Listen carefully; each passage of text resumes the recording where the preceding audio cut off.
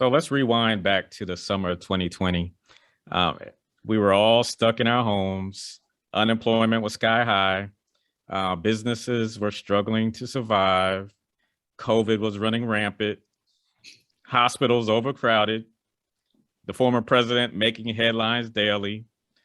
And then the George Floyd murder was the napalm that ignited a rallying cry when it comes to diversity, equity, and inclusion.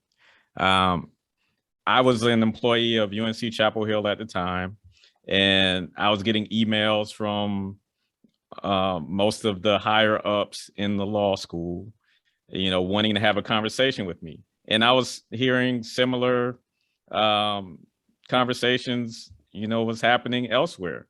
And it was almost like they felt the need to, I guess, comfort us and make it known that we were going to make changes.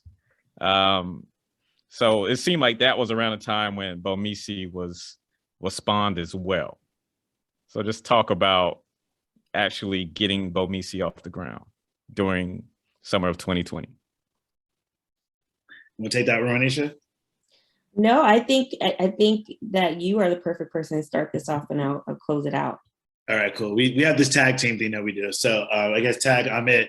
So here's the thing. Yes, we were watching the news too, and we were seeing these statements about all the support and like, oh my God, our ads are running against hate speech. We can't believe that was happening. We're going to change how we spend our money. We're going to put it into more diverse platforms. And we're like, okay, yeah, so who's going to hold you accountable? Like, I can say I want to donate $1 billion to someone. I don't have $1 billion. Who's going to hold me accountable? So we wanted to make sure we held them accountable. So yes, against being at home with our thoughts, with being at home, making sure our businesses were able to survive the pandemic and come out on the other side of it.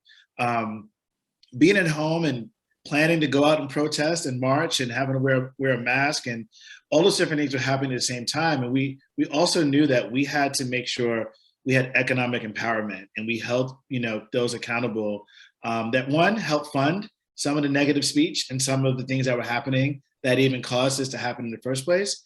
But also on the other end of it, how do we really change an industry that has not been changed in decades, almost over a century, and one industry that Black business ownership and media has never had a chance to thrive. There's been so many roadblocks from ad agencies not wanting to run their ads in Black-owned media, to even modern days with keywords and keyword blocking. So certain campaigns don't show up on Black-owned platforms. There's a lot of systemic prejudice, racism, and exclusion that happens in the media industry.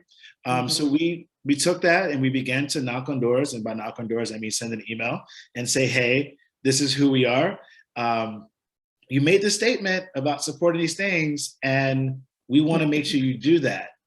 And we realized through a lot of folks, they made the statement, but they didn't know how, to do it. And there was good intention. I don't want to act like, they were just blank statements. I think they really thought it was an easier lift than what it was. So we've been doing the job unpacking some of the web of barriers that have kept media ownership from being diverse in general. It's so nuanced. It's so many layers. And when it first started, just going back to what you said in terms of that June 2020, with all of those things coming to a head, essentially, we were sending each other the links to these stories, these Fortune 500 brands saying that they were going to donate to nonprofits. And then, the other side of it, when some of them were saying we were going to invest in Black-owned media. And I was thinking, and so was De'Von and a few other peers we shared it with, what do you mean? Like, you can't even find us. You say that you can't find us. And so that's why one of the first things that we did was create that database, because no longer could that be the excuse. You can't say you can't find us. We're here. And now our database is at 115 publications strong. The other excuse that we hear often is that there's not enough inventory. There's not enough scale. And so what that essentially means is a brand says they want to spend $20 million with Black-owned media. They need to match that with a certain number of what they call impressions. That's essentially basically ad units inventory. And often, because we've been historically excluded, these platforms have not been able to invest in their technology. They have not been able to invest in their marketing. They have not been able to invest in their ad tech stack in order to, one, be connected to the pipes that you need to be connected to get access to the deal flow, and two, to make sure that they are, you know, growing their audience in a strategic way, because they don't have additional capital to do that.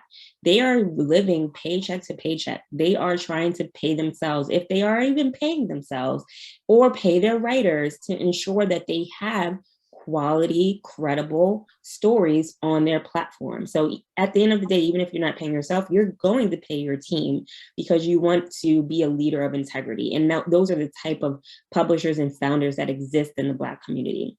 And we're having these conversations, and to you, and probably to your audience, it seems like a no-brainer. Like, you understand what these barriers are, you live it, you see it.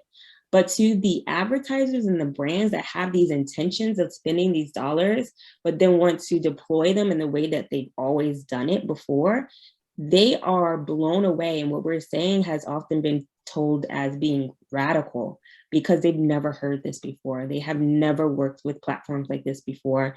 And that's what we're up against. And you know, it's 2 years later.